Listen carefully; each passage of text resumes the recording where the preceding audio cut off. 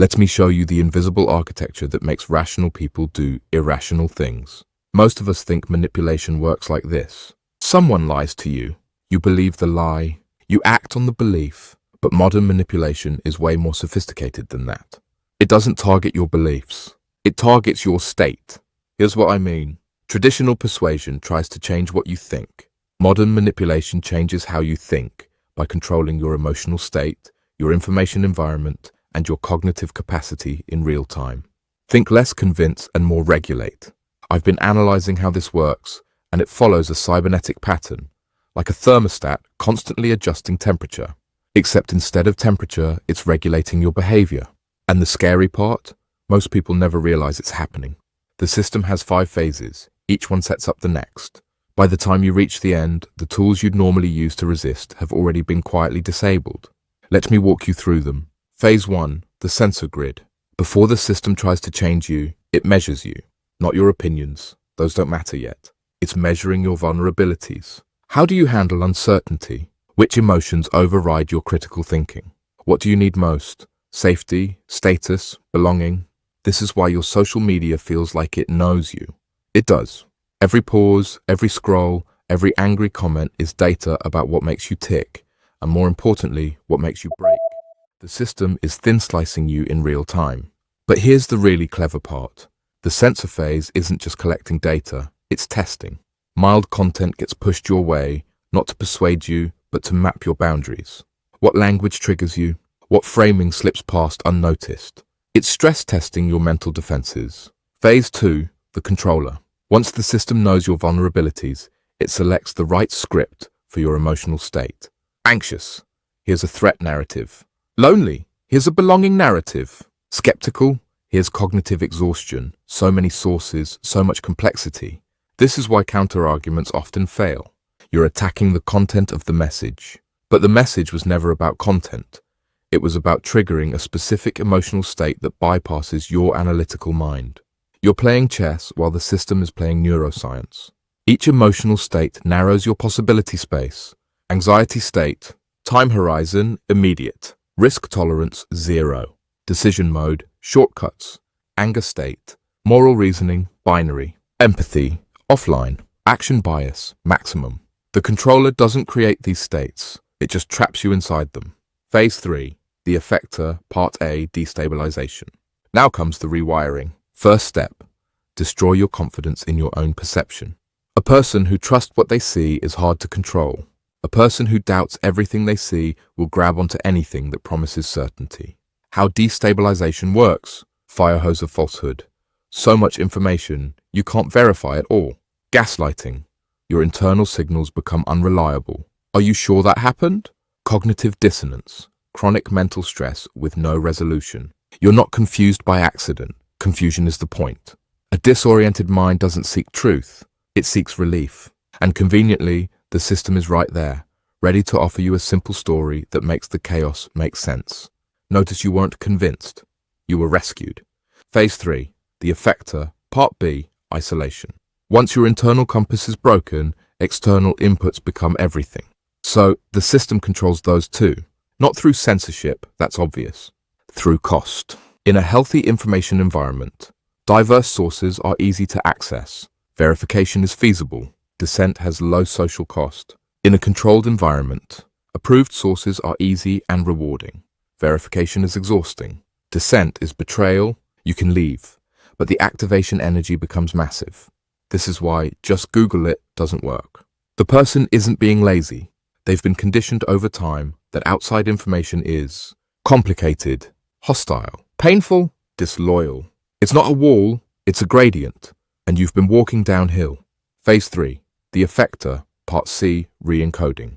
Now the system installs a new reality, not through argument, through identity replacement. Beliefs are propositions. They can be questioned. Identity is who you are.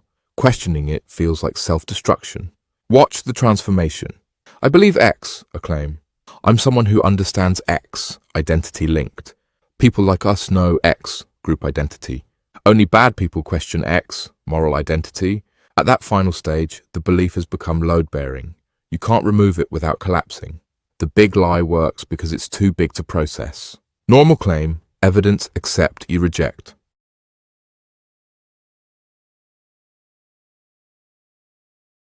It's not content anymore. It's infrastructure.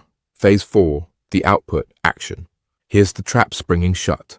Beliefs fade, actions lock them in. Once you act publicly, especially if it's extreme, 3 things happen instantly.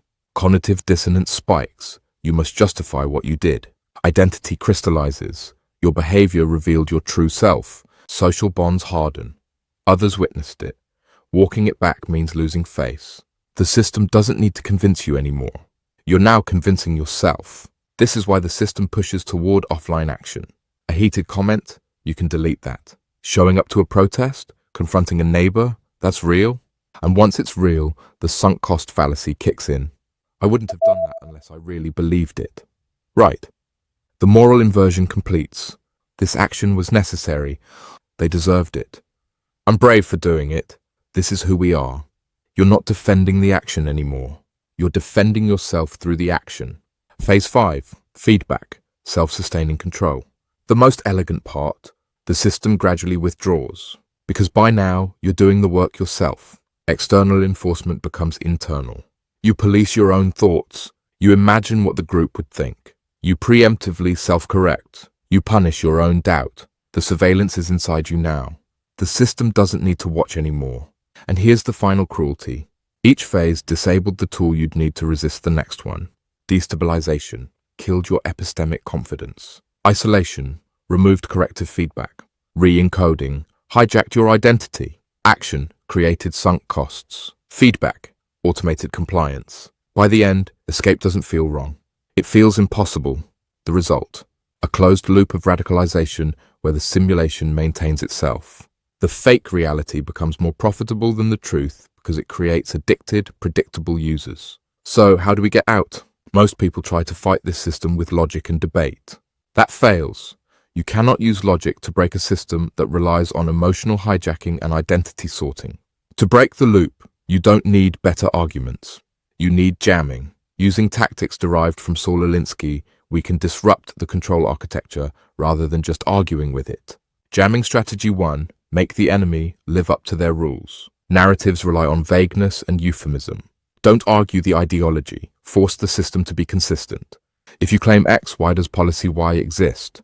This collapses the narrative scaffolding. Jamming strategy 2, ridicule. The system relies on fear and awe, cult of personality. Ridicule is the most potent weapon because it makes the powerful look silly. You cannot fact-check a cult, but you can puncture it with mockery. Jamming strategy 3, focused targeting. The system uses a gish gallop, drowning you in 100 weak arguments.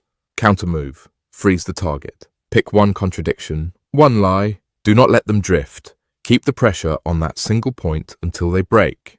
Jamming strategy 4, polarize deliberately. The system pretends to be a neutral moral order. Force it to show its hand. By polarizing the issue, you reveal who is protected and who is punished. Make the invisible enforcement visible. Jamming strategy 5, small wins. The system uses demoralization and inevitable victory to make you give up. Counter this with small, tangible victories. Incremental success restores your sense of agency and breaks the spell of helplessness. The core shift. The cybernetic loop relies on coherence and flow. Your goal is incoherence. Make the system contradict itself. Make enforcement expensive. Make the narrative unstable. Modern power doesn't demand belief. It manufactures conditions where belief feels safer than doubt. Resistance isn't just about disengaging. It's about seeing the loop, refusing the script, and jamming the machine.